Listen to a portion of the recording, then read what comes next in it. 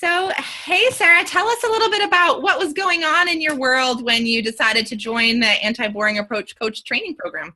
Yeah, so I had recently left the classroom. I had actually come back from Mexico, teaching school there. And I had taken some time off to really figure out what I wanted to do next and how to really help the kids that touched my heart. And a lot of those were the ones who were really smart and really creative, but because of a perceived lack of focus or paying attention, they were feeling like they were falling behind. And as a teacher, I knew they weren't falling behind, but it was hard to help them in the traditional classroom structure. So I wanted to figure that out. And not long after that, my friend Gretchen, and I should also say that Gretchen had also been, of all of her Facebook posts, I'd always been envious of, because it was like, oh yeah, that's exactly what I want to be doing. And so at a similar time that I had left the classroom, you had put on Facebook a call for any educators who were interested also in becoming academic life coaches. And I was like, yes, that is what I'm interested in doing next. Awesome. So you dove in, and I want to spend a little time later talking about what the program was like. But first, it's been over a year since you finished the program with me. And so I'd love to hear, like, how many clients do you have? Kind of what's your weekly schedule like? Do you feel like you are solidly an academic life coach now? And a picture of what that looks like for those who are trying to imagine themselves into it. Yeah. So right now I have 10 clients. And a couple of those I see twice a week. I feel much more confident in calling myself an academic life coach, so that when other people meet me and they ask me what I do, I say, I'm an academic life coach. And when they ask me what I do, I'm pretty passionate and excited about it. And that prompts people to say, oh, how do you do that? And usually have really beautiful, profound conversations with those who are both interested in my services because they might have children who could use them, or just because other interested adults. So let's talk daily schedule. Do you have, are you getting income in another place besides your 10 folks? And if so, how are you juggling all of that inside your schedule? Yeah. So I made a commitment to myself at the beginning of this school year that this was going to be the primary way that I was going to make money or have my income, which was really scary. And to supplement that, I also do some tutoring. I have a contract with a school, and also a little bit of substitute teaching as well.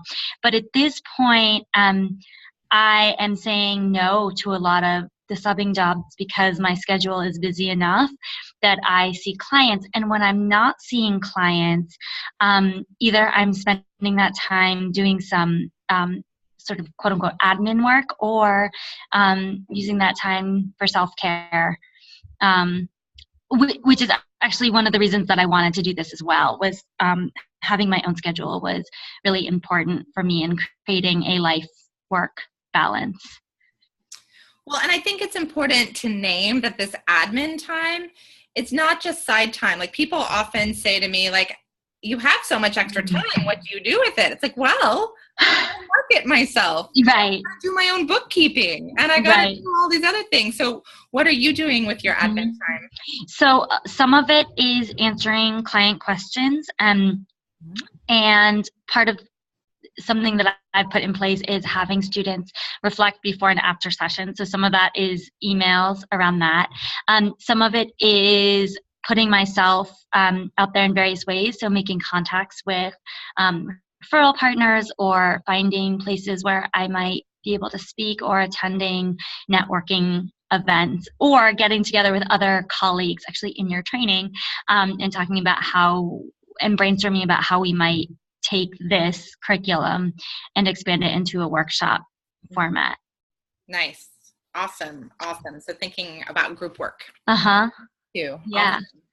Yeah. Okay. Well, how do you think the participating in the business I mean, in the coach training program that I did, how did that get you started with your business? Like, was it, in hindsight, was it a worthwhile thing? And if so, why? Yes, it was.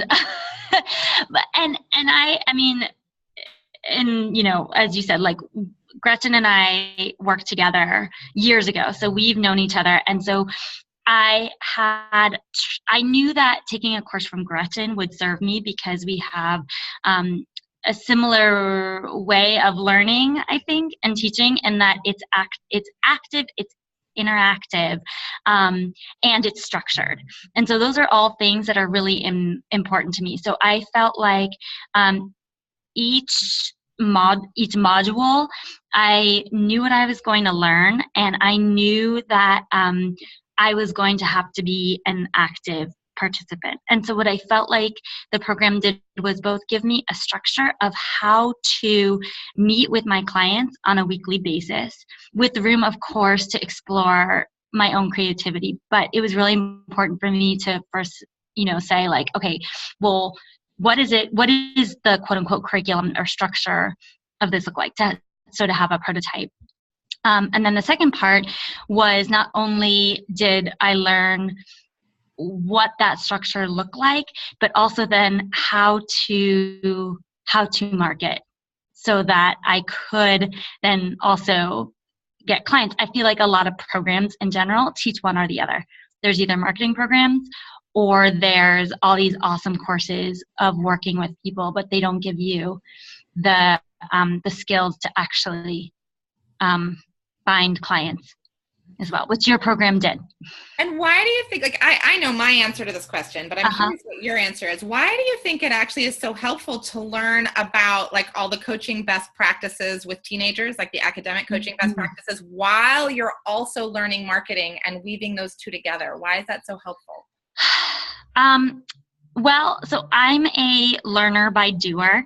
And so for me, that's a tricky question. What was helpful was to be able to take what you were teaching and then to be able to go out and practice it.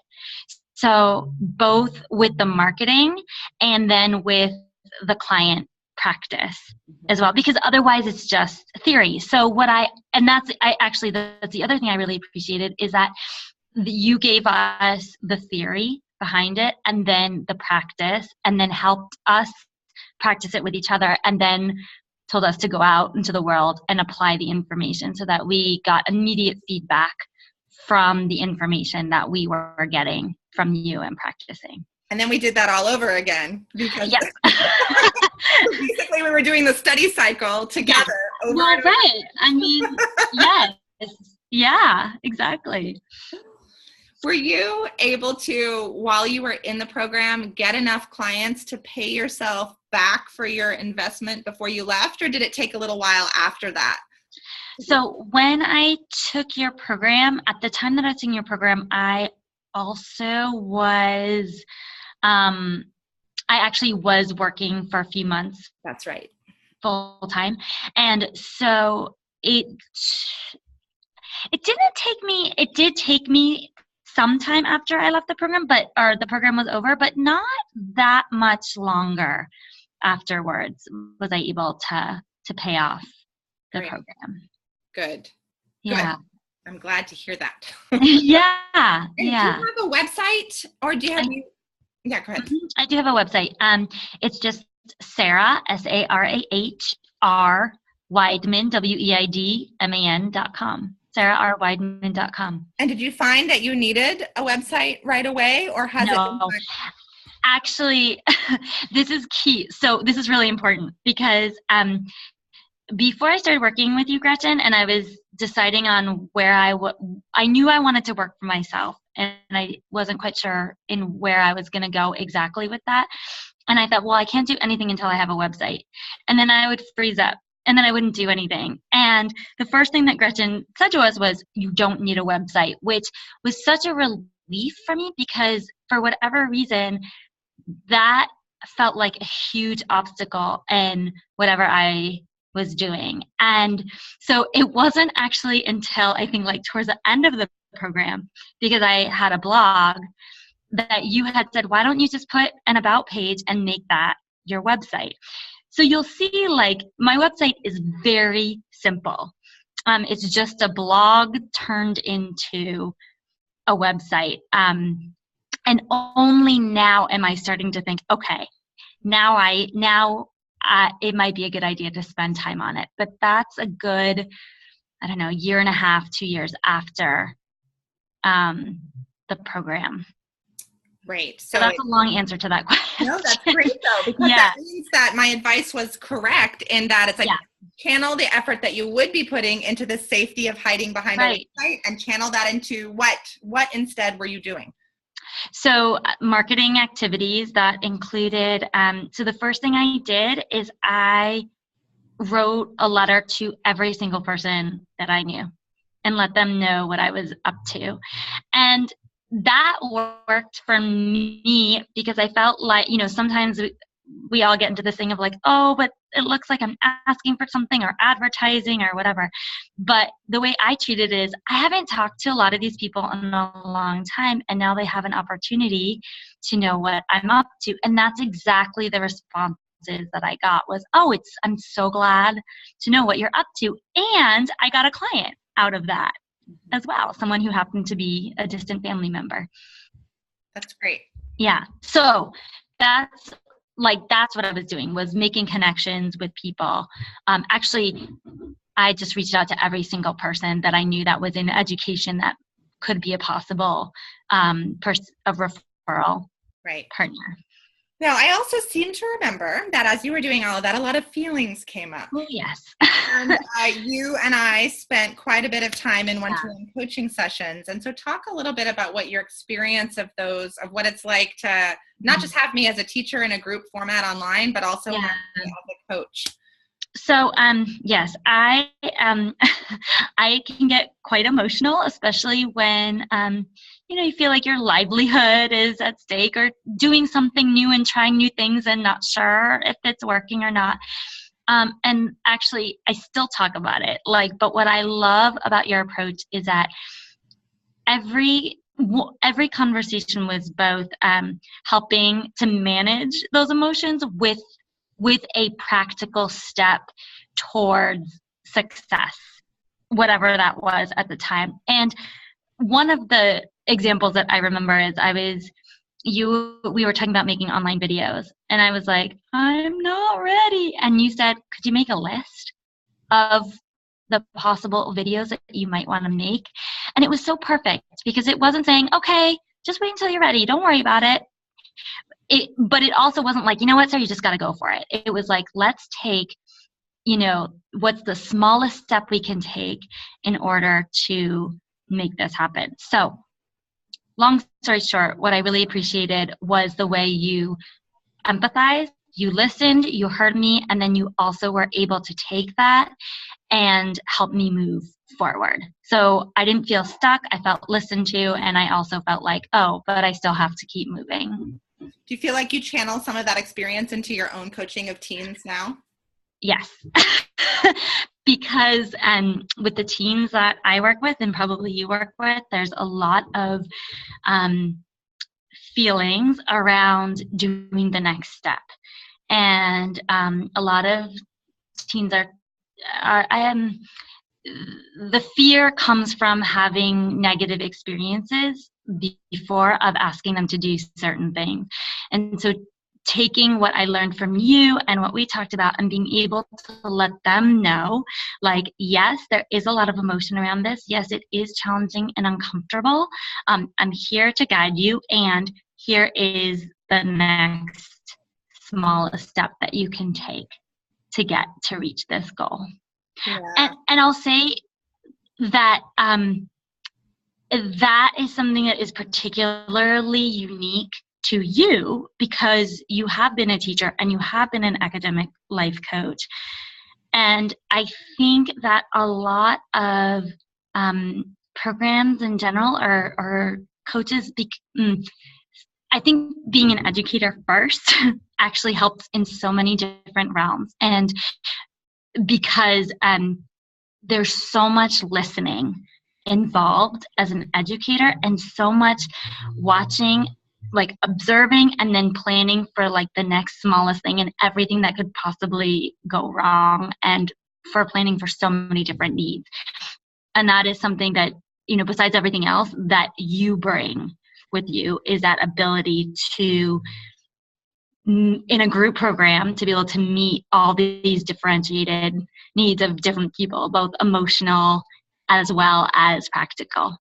Well, and it's one reason I try to keep the program small, so that I have the bandwidth, because I know how much I love to really track each of the people in the program, and I know that I would be frazzled if I didn't keep it small. Yeah, that makes sense. Yeah, well, I know you have to run to an enrollment conversation, so that's really exciting.